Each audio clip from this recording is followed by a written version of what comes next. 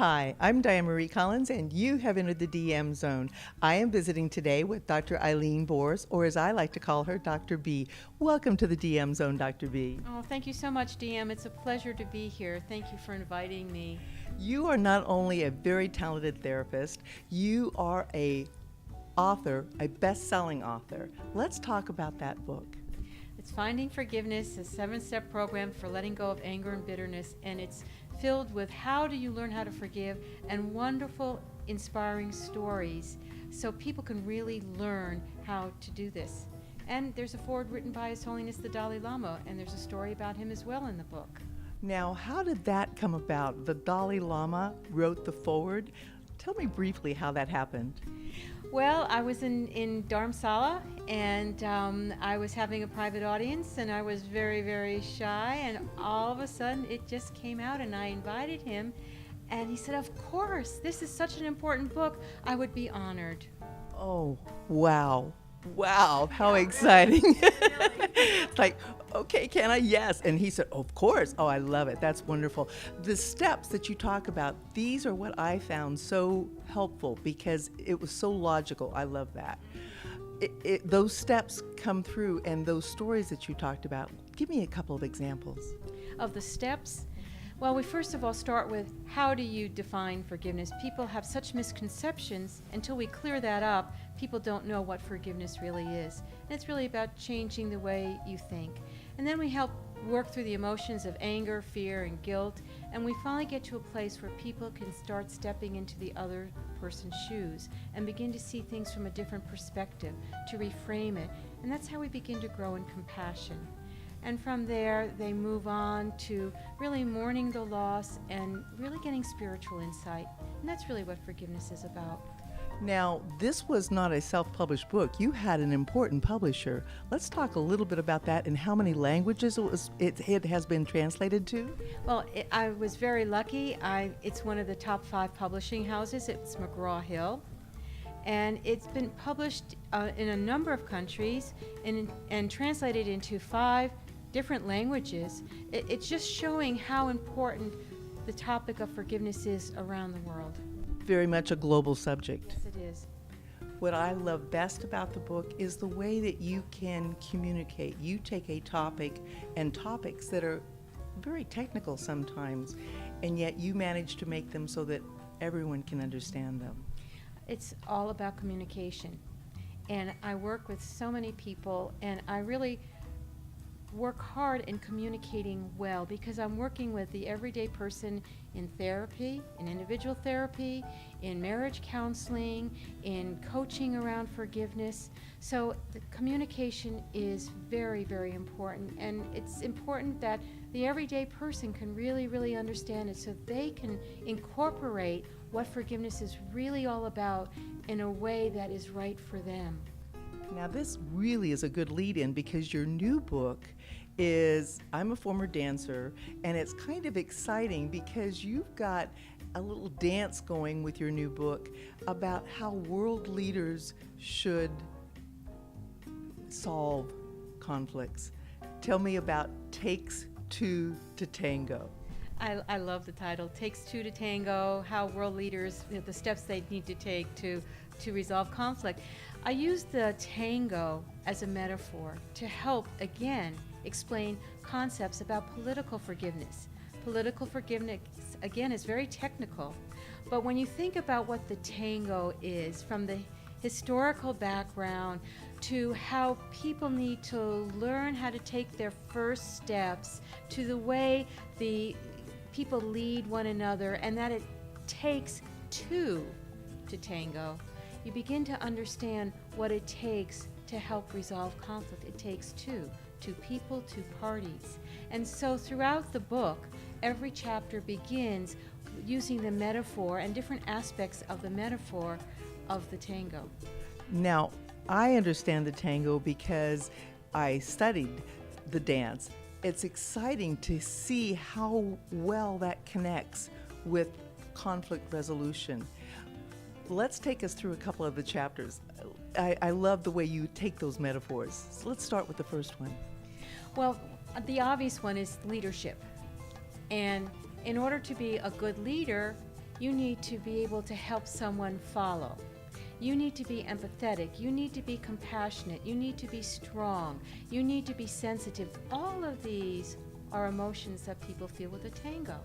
So we start off with that, and when you think about conflicts and how top negotiators, for example, come together, and the feelings that they're feeling, the hatred, the anxiety, this is real stuff, and they have to overcome it. Real passions. Real passions. You have some wonderful examples that you share in the book about world leaders that have indeed resolved conflict. Let's talk a little bit about some of those. The book covers people from Abraham Lincoln, who dealt so much with the Civil War, to people like Nelson Mandela, who had to deal with apartheid.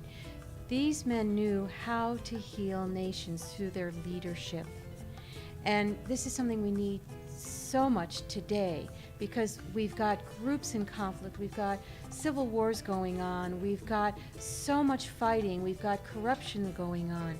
So in the book we talk about what makes a transformative leader, and we use people as examples such as Abraham Lincoln, such as Nelson Mandela's, and other people as well, to use as models. So leaders who are emerging in societies that are transitioning from totalitarian types of governments to democracies have a role model, and we've seen this in we've seen this in Václav Havel, we've seen this in so many people who learn from one another's leaders teaching leaders.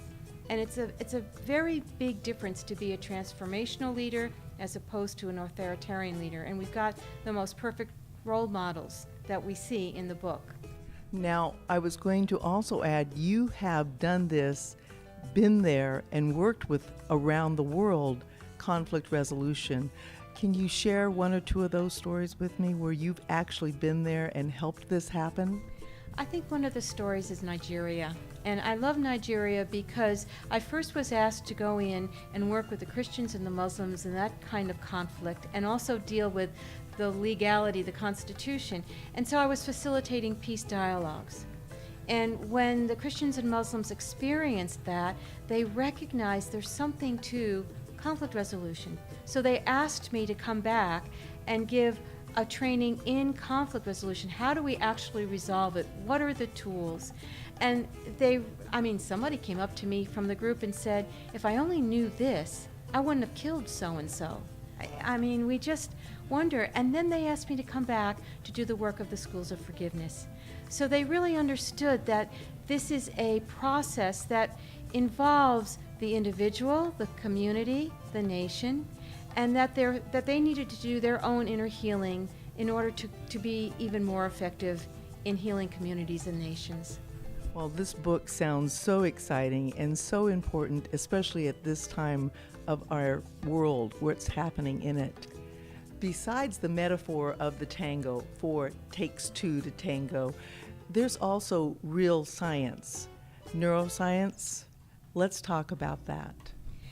We've been so hardwired for revenge, and we have neuroscience that shows what goes on in the brain when we get angry. We're also hardwired for forgiveness. So where revenge was a survival mechanism, we go back to our ancestors, they had needed to protect themselves from tribes coming in. Part of our survival now is we have to learn how to get along with one another for survival.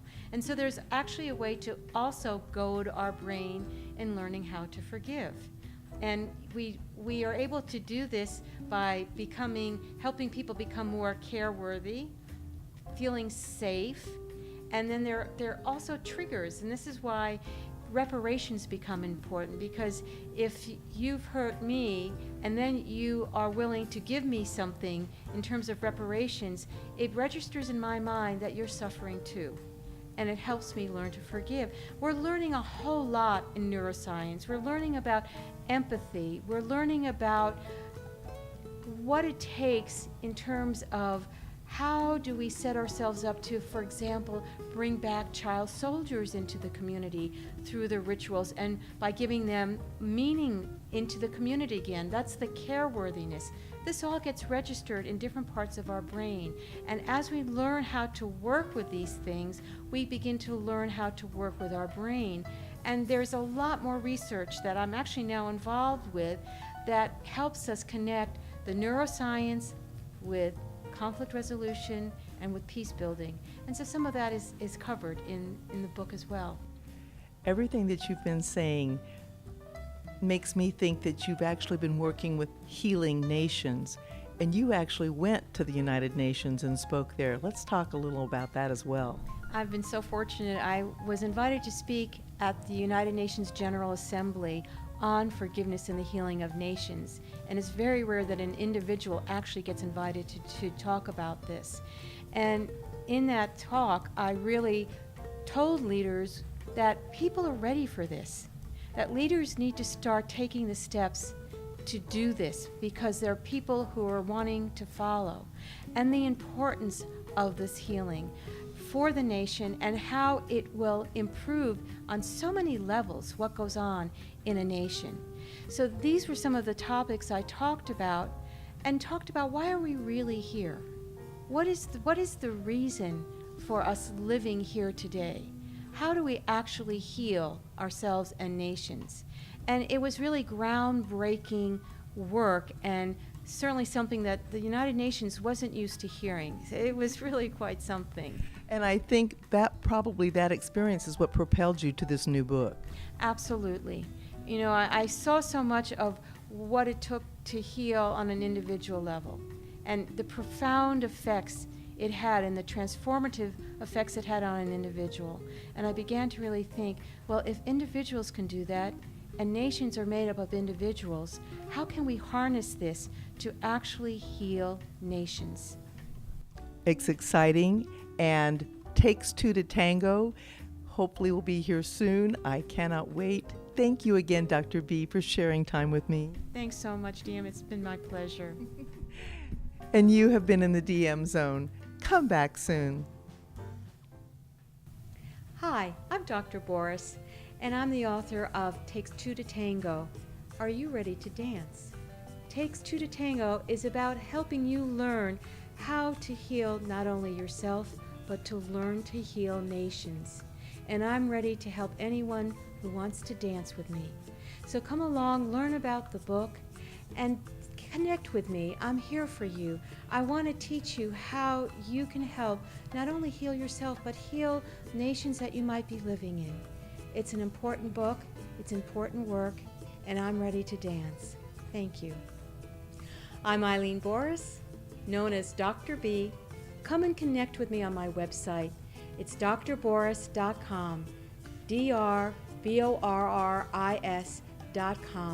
I'm looking forward to hearing from you.